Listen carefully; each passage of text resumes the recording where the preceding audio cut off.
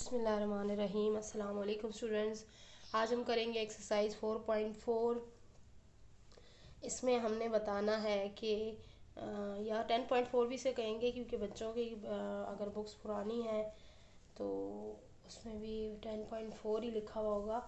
तो इसमें हमने ये बताना है, सिर्फ ये हमने इसमें बताना है चीज़ों के बारे में, ठीक है। आंसर्स देने हैं और इसमें सोल्यूशन वगैरह नहीं करना, बस आपको सेंटेंसेस की फॉर्म में या समझ के जो है वो आंसर छोटे छोटे लिखने हैं, या कहीं पर बड़ी अगर रीज़न है तो वो भी लिखनी पड़ सकती है।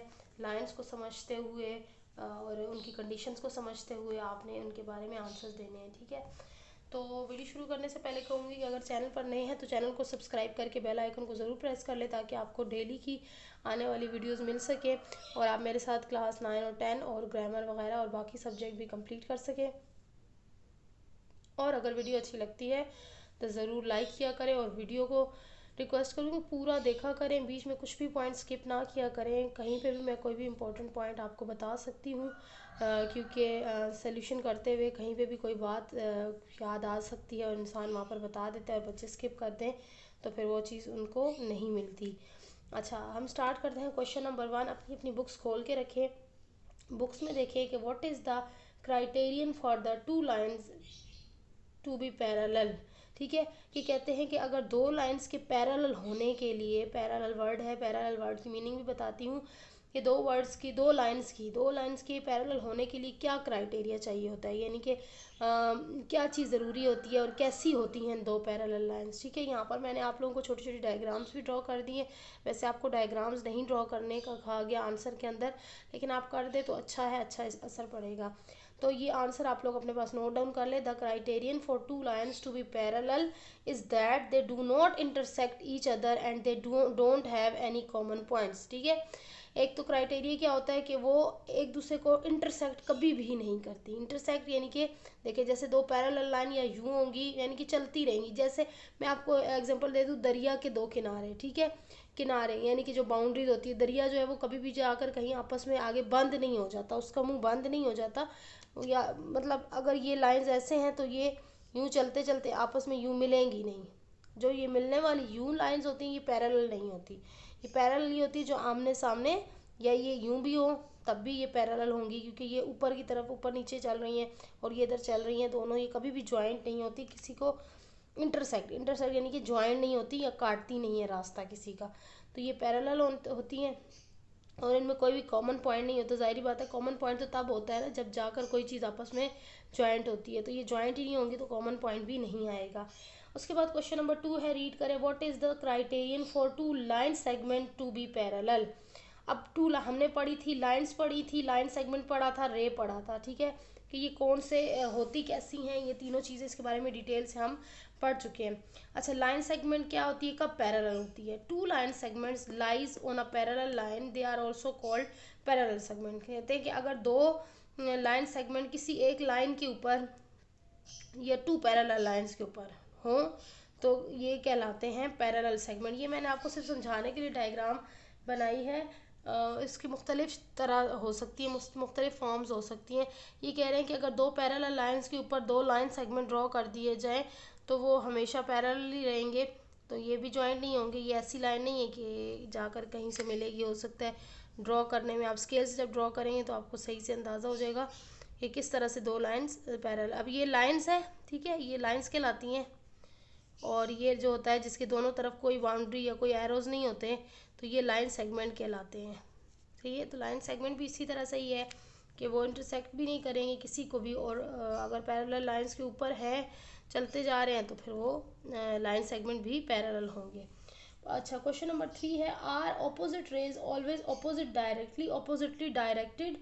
कह रहे हैं कि क्वेश्चन नंबर 3 में कि क्या जो दो ऑपोजिट रेज है, रेज के बारे में हमने पढ़ा था। रे क्या होती है, जिसके एक तरफ एरो हो, मैंने आपको समझाया था। तो ये कैसे अपोजिट होंगे, क्या ये अपोजिट रेज जो होती है हमेशा अपोजिटली डायरेक्टेड होती है। डायरेक्टेड का मतलब होता है कि वो सीधी, यही पैरेलल आप समझ सकते हैं, ठीक है। डायरेक्टेड का मतलब सीधी लाइन में चल रही हैं, बिल्कुल हॉरिजेंटल वे में चल रही हैं। हॉरिजेंटली होती है ऊपर से, वर्टिकल वे में चल रही हैं ऊपर से नीचे। हॉरिजेंटल ये साइड होती है, वर्टिकल यूँ होता है। तो ये वर्टिकली ही चलती हैं रेज और ये हमेशा पैरेलल ही होती हैं। अगर पैरेलल कह रहे हैं कि अगर पैरेलल ऑपोजिट ही होती हैं, यस ये हमेशा ऑपोजिट होती हैं। Yes opposite rays always directly opposite, यानी कि ऑपोजिट का मतलब क्या है, एक का मुंह इस तरफ है दूसरे का मुंह उस तरफ है, तो ये ऑपोजिटली ही गिरती हैं, डायरेक्टेड आती हैं, यानी कि जहाँ से आ रही होती हैं ऊपर से। अगर एक ऊपर की तरफ जा रही है दूसरी नीचे की तरफ होगी, अगर वो ऑपोजिट रेज होंगी तो वो डायरेक्टली ऑपोजिट होंगी। डायरेक्टली और डायरेक्टेड ऑपोजिटली का मतलब है कि जब वो आ जा रही होंगी तो वो इसी तरह से आ जाएंगी ऑपोजिट डायरेक्शन में। ठीक है, आई होप कि आपको इतनी बात समझ में आ गई होगी। तो अगर इसमें कोई भी पॉइंट आपको नहीं समझ में आया तो आप मुझे मैसेज या कमेंट कर सकते हैं, मैं आपको वहीं पे इसको मज़ीद एक्सप्लेन अगर कर दूँगी। अगर तो इसमें कोई ऐसी बात नहीं है जो आपको ना समझ में आई हो, अगर फिर भी नहीं समझ में आया तो मैं आप लोगों की हेल्प करने के लिए ऑलवेज़ रेडी हूँ। अब हम चलते हैं क्वेश्चन नंबर 4 की तरफ। अच्छा, क्वेश्चन नंबर 4 में हमने जो है पिक्चर्स ड्रॉ करते हैं, यहाँ पर उसको देखते हुए आपने आंसर्स देने हैं। अब यहाँ पर इन्होंने कुछ शेप्स ड्रॉ की हुई हैं, मैं करके आपको करने की कोशिश करूँगी ताकि आपको आंसर देने में या समझ के करने में मुश्किल ना हो। देखिए ये एक रे उन्होंने ड्रॉ की है, आपके पास बुक्स में होगी, जी और एच यहाँ पर नाम दे दिए। फिर आपके पास इसी के पैरेलल ऑपोजिट, अब देखिए ये ऑपोजिटली डायरेक्टेड रेज हैं, ये ऊपर की तरफ जा रही है नीचे की तरफ जा रही है, और इसमें ई है पॉइंट, और इसमें आपके पास यहाँ पर एफ पॉइंट है। अच्छा, एक ये आ रही है, ये भी लाइन रे ही है लेकिन ये इसके साथ यूँ आ रही है। यहाँ पर पॉइंट डी है और यहाँ पर पॉइंट सी, और ये दोनों देखें, दोनों ये ऑपोजिट नहीं है, ये ऑपोजिट है। अब इसमें आपने यही बताना है क्वेश्चंस के अंदर, क्वेश्चंस किस तरह से आते हैं, क्वेश्चंस देख लें क्योंकि इस तरह से ही क्वेश्चंस आपके बुक में आएंगे, जब पेपर में आएंगे तो फिर आप लोगों को कंफ्यूज नहीं है। एक लाइन इन्होंने दी है बिल्कुल सीधी, और ये लाइन है, ये रेज है, आपको समझ में आ रहा होगा। इस पर पॉइंट पी है, एल है और एम और पॉइंट ओ। अच्छा, अब हम इसको देखते हैं कि आप किस तरह से इनके क्वेश्चन देने हैं। इन्होंने क्वेश्चन रीड करें, look at the adjoining figures, यानी कि जो दो आपस में जुड़ी हुई फिगर्स हैं, टेल विच, अब ये तो इसके ऊपर ही सारा कुछ दे दिया गया लाइन के ऊपर, which of the pairs of rays are similarly directed, कि इन दोनों में से कौन से पेयर जो है वो सिमिलरली डायरेक्टेड है और कौन सा ऑपोजिटली डायरेक्टेड है और ऑपोजिट रेज हैं। ठीक है, या ऑपोजिट रेज हैं। अब इसमें तो आपके पास दो पैरेलल तो नहीं है, लेकिन ये कि इसके ऊपर ही सारे पॉइंट होते हैं, ये इसमें रेज होती हैं, एक ही रे के अंदर एक ही लाइन के ऊपर बहुत सारी रेज होती हैं। तो इसमें आपने पॉइंट नंबर 1 पे क्या बताना है कि ए बी, पहले हम ए बी का देख लेते हैं। ए बी ये रे है और दूसरी इसके साथ कौन सी है, सी डी, ये भी रे है। तो अब इसका आंसर देख लेते हैं, ये क्या आपको नज़र आ रहा है, दोनों एक ही डायरेक्शन में जा रही हैं, दोनों एक ही डायरेक्शन में जा रही हैं। तो इनको हम क्या लिख सकते हैं, इसके आंसर को हम लिख सकते हैं A B and C D are similarly directed. Similar का क्या मतलब होता है कि सेम, बस आपने इतना ही लिखना है। अच्छा, पॉइंट नंबर इसका 2, क्वेश्चन नंबर 2 क्या होगा। अब ये हमने देख लिया, अब हम इसको देख लेते हैं। नंबर 2 पे क्या है, ये सी जी एच ई एफ रे और दूसरी क्या है, जी एच। इसके बारे में हम बता देते हैं, ये आपको मैंने पहले ही बता दिया है कि इसका रुख इस तरफ है, इसका रुख उस तरफ है, तो ये क्या है, ऑपोजिटली डायरेक्टेड होंगी। तो हम इस आंसर को लिख लेते हैं कि E F and ji H R oppositely, ठीक है,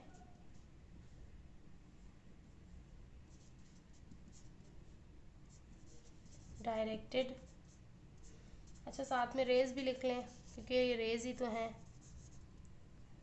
उसके बाद हमारे पास पॉइंट नंबर 3 है,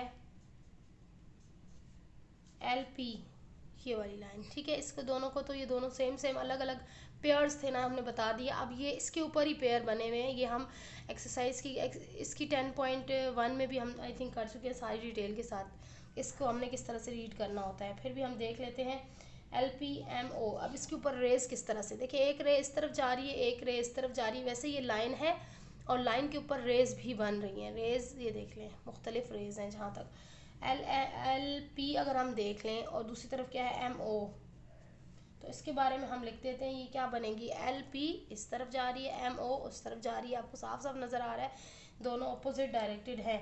तो हम लिख देंगे answer L P MO are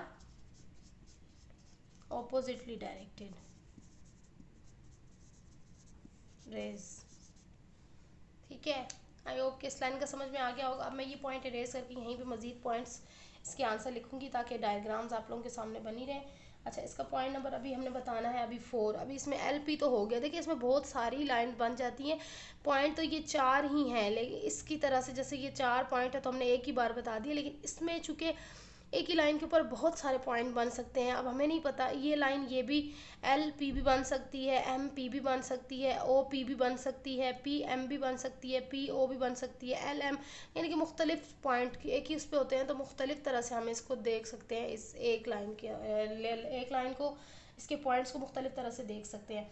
अब हम ज़रा बता देते हैं पॉइंट नंबर 4 में। पॉइंट नंबर 4 में हम देखते हैं कि पॉइंट नंबर 4 में अगर देखिए MP हो, पहले हमने इन दोनों को तो अलग अलग देख लिया। अब अगर हम इसको MP को देखें और हम देखें फिर LP को, देखिए LP भी एक लाइन है और MP भी बन रही है, तो ये कैसे बनेगी MP LP। आई होप कि आपको ये समझ में आ गया होगा। MP इस तरफ जा रही है, LP भी इस तरफ जा रही है, दोनों के नाम है, दोनों लाइंस बन सकती हैं, रेज बन सकती हैं। तो ये आप इसको इस तरह से लिखेंगे। अब ये बताएं आप ऑपोजिटली है या सिमिलरली है। तो मैं बता देती हूँ, आर सिमिलरली डायरेक्टेड। समझ में आ रहा है। MP इसी तरफ रुख है और दूसरा क्या है LP, तो LP भी इसी तरफ जा रही है ना। ये देखिए M से P तक, यहाँ तक एक रे इस तरफ जा रही है, फिर L से P का तक देखें तो ये भी रे इस तरफ जा रही है। सिमिलरली डायरेक्टेड यानी कि इनका रुख एक ही तरफ है, इसको कहते हैं सिमिलरली डायरेक्टेड रेज। उसके बाद हमारे पास मज़ीद देखें, इसके अंदर हमारे पास क्या बन रही है, जिसमें मैंने आपको बताया अगर MO है और इस तरह अगर हम PO को ले लें या LO को ले लें तो ये भी एक अलग अलग रेज बन रही हैं। तो हम देख लेते हैं 5 में हम लेंगे MO LO MO LO MO, बताएं मुझे आप लोग क्या बनेगा। अगर आप लोगों को समझ में आ गया हो तो ये कौन सी रेज बन रही हैं। जी हाँ, ये भी सिमिलरली डायरेक्टेड बन रही हैं, क्योंकि ये इनका मुंह पहले जो हमने किया था LP ये इस तरफ जा रही थी, लेकिन अब वो दोनों इस तरफ जा रही हैं, डायरेक्टेड रेज। ठीक है, MO और LO दोनों का फेस उस तरफ है, दोनों उस तरफ जा रही हैं। अच्छा, इसके बाद हमारे पास नंबर 6 आएगा जो कि है लास्ट है MO। अब हमारे पास क्या बचा MO अगर हम लें, और हमारे पास क्या बचा PM रह गया है। ठीक है, PM हमने कहीं पे भी नहीं लिया, तो MO और MP अगर हम ले लें MO MP, ठीक है, ये ले लेते हैं। अच्छा, इनका क्या है आपको समझ में आ गया होगा कि ये MO MP R MO उस तरफ जा रही है, MP इस तरफ जा रही है, तो ये ऑपोजिटली डायरेक्टेड। एक्सरसाइजेज ज़्यादा मुश्किल नहीं है, बस कॉन्सेप्ट आपने समझना है, क्योंकि पेपर में मुख्तलिफ तरह से भी आ सकती हैं। ज़रूरी नहीं है यही डायग्राम्स बनी हुई हों, चेंज करके किसी ट्रायंगल की शेप में, जैसे मैंने आपको पिछली एक्सरसाइज में भी कराया है, उसकी शेप में भी क्वेश्चंस आ सकते हैं। तो इसलिए आपको ये बहुत अच्छी तरह पहले समझना है और फिर इन पे आपने पुरसकून होकर बैठना है। ये नहीं कि आराम सुकून से बैठ जाए, हमें तो आता है, एक दफ़ा पढ़ लिया आता है। प्रैक्टिस भी ज़रूरी है, मुख्तलिफ तरह से डायग्राम की प्रैक्टिस भी ज़रूरी है। अच्छा, उसके बाद हम करेंगे क्वेश्चन नंबर 5।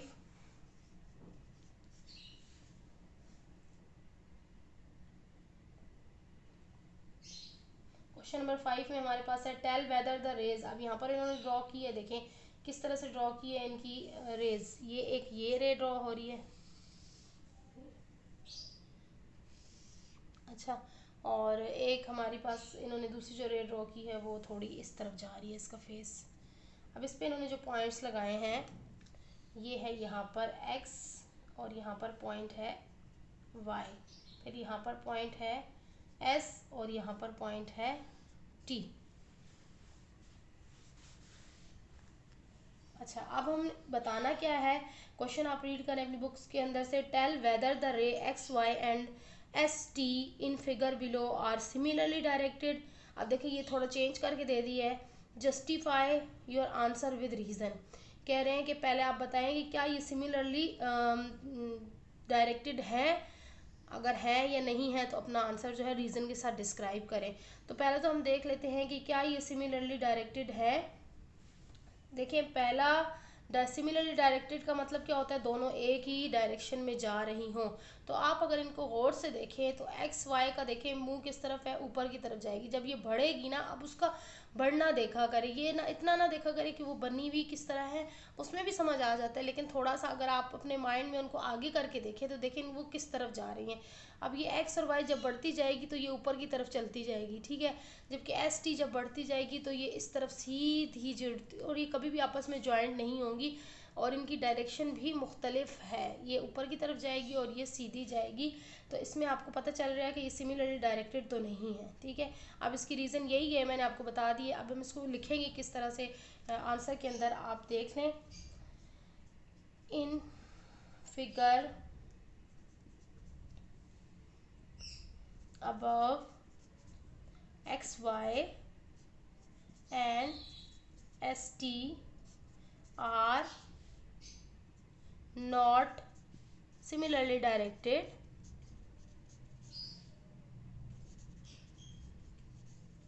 अच्छा, अब क्यों सिमिलरली डायरेक्टेड नहीं है, हमने रीज़न भी लिखनी है। Because similarly directed rays are, अब आपने रीज़न इसकी बतानी है।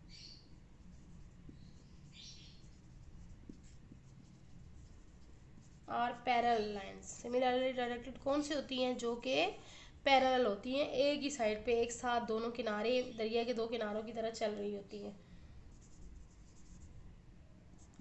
And lie on the same side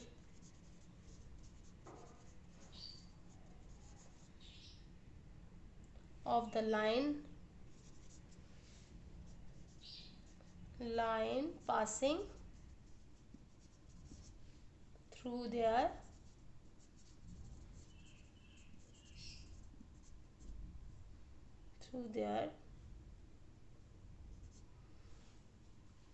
and points. अभी बाकी डिटेल आपको मैं पहले आपको लिखा दूं आंसर, फिर मैं आपको ये रीड करके सारा एक्सप्लेन करती हूँ। तो आपने रीज़न सारी लिखनी है, क्योंकि इन क्वेश्चंस के अंदर है ही यही है, इसी के नंबर हैं, इसी के मार्क्स हैं। रीज़न तो लिखनी पड़ेंगी आपको। And S T are not parallel, पूरा यही डिटेल से आपको लिखना है। चाहे तो इसको अपनी वर्डिंग में लिखें, लेकिन मीनिंग उसका यही बनना चाहिए। देयरफॉर उर्दू वाले बच्चे, जब अभी मैं एक्सप्लेन करूँगी तो जो उर्दू वाले बच्चे हैं वो अपने पास उर्दू में जो मैं जिस तरह समझाऊंगी वो अपने पास नोट डाउन कर लें। They are not similarly directed. Urdu वालों के लिए मैं साथ साथ आप लोगों को बताती रहती हूँ, उर्दू में टर्म्स जो यूज़ हुई हुई होती है उनको उर्दू में भी अल्फाज को चेंज करके बताती रहती हूँ, ताकि आप लोग भी इजीली समझ जाएं। तो आई होप कि आप लोगों को भी कोई ज़्यादा इशू नहीं हो रहा होगा उर्दू वाले बच्चों को, क्योंकि बहुत कम वीडियोस होती हैं, ये बहुत कम लोग जो है वो इस तरफ जर्नल की तरफ जाते हैं, क्योंकि सबको बस ये होता है कि हमारे व्यूज़ और वॉच टाइम बढ़े। और वो साइंस वाले सब्जेक्ट, चूँकि बच्चे साइंस के ज़्यादा होते हैं, साइंस ज़्यादा बच्चे लेते हैं, और वो वीडियोस बनाई जाती हैं। और मैंने यही देख कर ये चैनल पे जो है जर्नल मैथ की जर्नल बुक्स की जो है वीडियोस डालना शुरू की, क्योंकि जर्नल के लिए बच्चों के पास कुछ भी नहीं था। जो कुछ वीडियोस थी वो पुराने निसाब के हवाले से चल रही थी, जो नया निसाब लास्ट टाइम से स्टार्ट हुआ है तो उसके हवाले से बहुत कम, कोई एक आध बंदा या मुझे नहीं नज़र आया कि कोई काम कर रहा हो। तो मैंने इसीलिए इसको चूज़ किया कि उन बच्चों की भी हेल्प हो जाए जिनको इस तरह से कोई गाइड नहीं कर रहा इसके ऊपर, यूट्यूब के ऊपर। तो मेरा यही पर्पज़ था कि ताकि जनरल वाले बच्चों उनको काफ़ी हेल्प मिली। लास्ट टाइम बच्चों को उनके रिज़ल्ट्स भी अच्छे आए, और मैथ्स के पेपर में तो बहुत खुश थे बच्चे। तो उम्मीद है कि अगर आप नए हैं तो आप भी चैनल को सब्सक्राइब कर लें, ताकि आप भी इसी तरह से अच्छे अच्छे पेपर्स दे सके।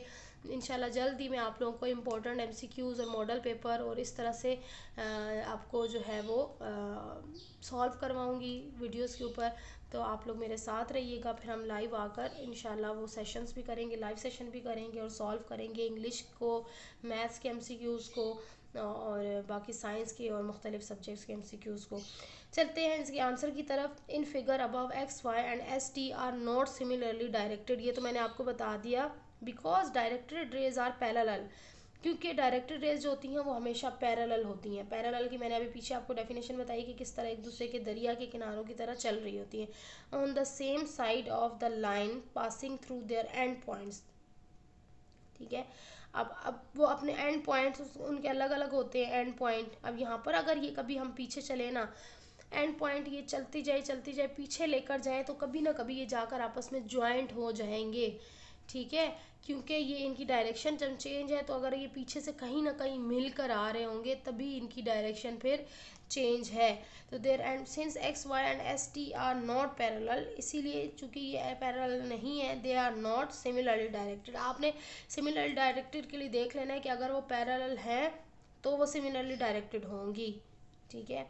लेकिन ज़रूरी भी नहीं है सिमिलरली डायरेक्टेड, उनकी जगह अगर वो पैरेलल हों लेकिन वो अपोजिट फेस उनके अपोजिट हों तब भी वो सिमिलरली डायरेक्टेड नहीं होंगी, अपोजिट डायरेक्टेड होंगी। तो पैरेलल हों लेकिन उनके ये पॉइंट्स भी मिल ना रहे हों, सही है, और उनकी साइड भी एक तरफ हो, लेकिन इनकी जब फेसेस अलग जा रहे हैं, दूसरी तरफ जा रहे हैं, तो ये सिमिलरली डायरेक्टेड नहीं हो सकती, ठीक है। तो उम्मीद है कि ये क्वेश्चन नंबर 5 भी समझ में आ गया होगा। अब इसके क्वेश्चन नंबर 6 की तरफ चलते हैं। लास्ट क्वेश्चन है इस एक्सरसाइज का। ये छोटी सी एक्सरसाइज थी तो मैंने इसीलिए कहा ये जल्दी से मैं अपलोड कर देती हूँ, और बच्चों को ये पॉइंट्स भी क्लियर होने चाहिए, जिसकी वजह से ये अगली क्वेश्चन नंबर एक्सरसाइज चैप्टर 11 भी कर पाएंगे। तो क्वेश्चन नंबर 6 में आपने क्या बताना है, यहाँ पर इन्होंने आपको ये लाइन ड्रॉ करके दी है जिसमें पॉइंट बताए हैं एल, और यहाँ पे आपको पॉइंट बताया है एम। अब इसके हवाले से क्वेश्चन रीड कर ले। L M and M L in figure below are not opposite rays. ये कह रहे हैं एल एम और M L are not opposite rays. Why are these oppositely directed rays, क्या ये ऑपोजिटली डायरेक्टेड है, और ये ऑपोजिट नहीं है तो क्यों नहीं है। तो इसमें आपने आंसर बताना है पहले। तो हम इसके आंसर को पहले लिख लेते हैं, फिर हम इसको समझ लेते हैं। अच्छा, इसमें हम लिख लेंगे इन above figure end points.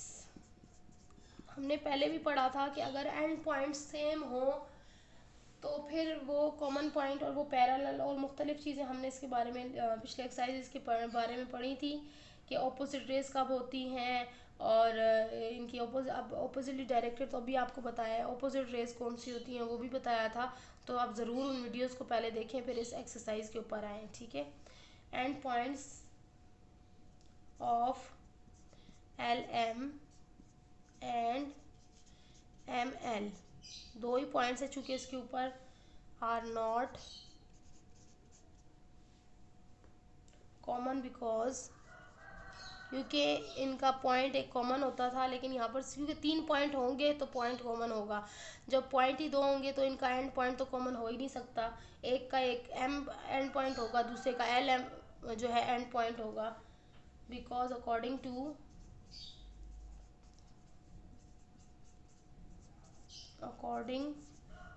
To definition of opposite rays, they are parallel,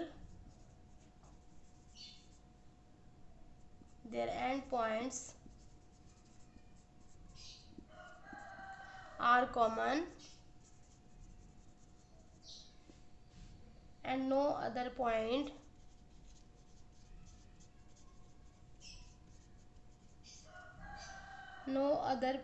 points are common, यानी कि इनका इसके अलावा कोई भी पॉइंट कॉमन नहीं होता। सिंस एंड पॉइंट्स ऑफ, पहले सारा नोट डाउन कर ले मेरे साथ। And points of LM and ML are not common, therefore they are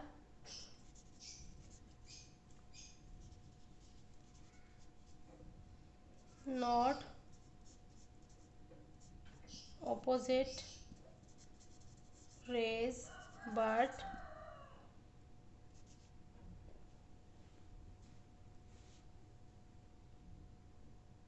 nonetheless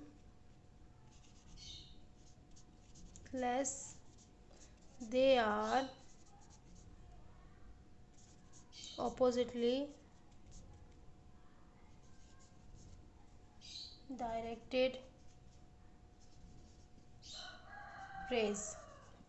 अच्छा, इसमें देखें, जल्दी जल्दी से हम ये देख लेते हैं कि in above figure end points of L M and M L are not common. ये तो मैंने आपको बता दिया क्योंकि इसमें 3 पॉइंट हो गए तो कॉमन होगा। इसका एंड पॉइंट तो एम का एल पॉइंट एंड एल का एम तो मुख्तलिफ है ये। According to the definition of opposite rays, opposite rays की डेफिनेशन क्या है? दे आर पैरेलल, ये पैरेलल होनी चाहिए तभी वो ऑपोजिट होंगी। ये देखें, ये इस तरह से पैरेलल होनी चाहिए, लेकिन यहाँ पर भी एक लाइन के ऊपर भी कभी ऑपोजिट हो सकती हैं, लेकिन उनके 3 पॉइंट होने चाहिए तब जाकर। तो ये 2 ही पॉइंट है, तो 2 पॉइंट तो हमेशा एक ही तरफ चलते हैं क्योंकि एक तरफ एक रे को चलने के लिए 2 पॉइंट चाहिए होते हैं। Their end points are common and no other points, कहते हैं इनका एंड पॉइंट कॉमन होना चाहिए, ठीक है, जब और उसका कोई भी पॉइंट आपस में कॉमन नहीं होना चाहिए सिर्फ एंड पॉइंट के अलावा, यानी कि सेम नहीं होना चाहिए। Since end points of L M and M L are not common, यही बात है, दोबारा रिपीट की कि एल एम और एम एल का कोई भी कॉमन पॉइंट नहीं है, therefore they are not opposite rays, इस वजह से ये ऑपोजिट नहीं है। वैसे तो हमने अभी पिछला क्वेश्चन किया, एक ही लाइन थी, उसके ऊपर ऑपोजिट लाइंस हमने लिखे हैं कि वो ऑपोजिट रेज हैं, लेकिन उसके ऊपर 4 पॉइंट्स थे, ठीक है, इस 2 ही पॉइंट्स हैं, तो 2 पॉइंट्स के जो है वो अपोजिट होने के लिए ज़रूरी है कि तीसरा पॉइंट भी उनके अंदर मौजूद हो। But nonetheless they are oppositely directed rays, और ना ही ये इसी तरह नथलेस मतलब ना ही ये अपोजिट रेज हैं, क्योंकि ये हमेशा एक ही तरफ चलेंगी, क्योंकि रे ही एक है। अगर आप इसको इस तरफ से देखें तो ये तब भी एक रे बनेगी, अगर आप इसको इस तरफ से देखें तो तब भी ये एक ही रे बनेगी। 2 लाइन्स होंगी तो वो अपोजिट होंगी ना। अब ये है ही एक लाइन, सिर्फ आपको कंफ्यूज करने के लिए सर दी हुई है ही एक, तो वो कैसे हम कह सकते हैं कि एक लाइन किसके ऑपोजिट है? अगर ऑपोजिट है भी तो कोई दूसरी लाइन होनी चाहिए थी, जबकि ये सिर्फ एक ही एक रे है, इसलिए ये आपको इस तरह से बताना है आंसर पूरा डिटेल के साथ। इसके साथ ही ये हमारी एक्सरसाइज 4.4 या 10.4 हमारी कंप्लीट होती है। अभी हमारी 10.3 एक्सरसाइज और 10.2 के कुछ क्वेश्चंस रहते हैं, वो हमने डी के साथ करने हैं, प्रोटेक्टर के साथ, और आपने अपने पास डी रखनी है। इंशाल्लाह जब मैं ये वीडियो अपलोड करूँगी और ज्योमेट्री बॉक्स रख कर डी रख कर आपने साथ में अपने एंगल्स बताने हैं। तो अभी मुझे लगा कि मैं पहले ये वीडियो अपलोड कर देती हूँ, फिर वो लेंदी वीडियोज़ होंगी इंशाल्लाह, वो भी साथ साथ अपलोड हो जाएंगी। तो मेरे साथ रहिएगा, वीडियो अच्छी लगे तो लाइक और अपने फ्रेंड्स के साथ शेयर कीजिएगा, और मुझे कमेंट करके बताइएगा कि आपको किस चीज़ की मज़ीद ज़्यादा नीड है, तो मैं इंशाल्लाह पहले कोशिश करूँगी कि उस पर भी वीडियो बना दूँ। तब तक के लिए इजाज़त चाहती हूँ, अल्लाह हाफिज़।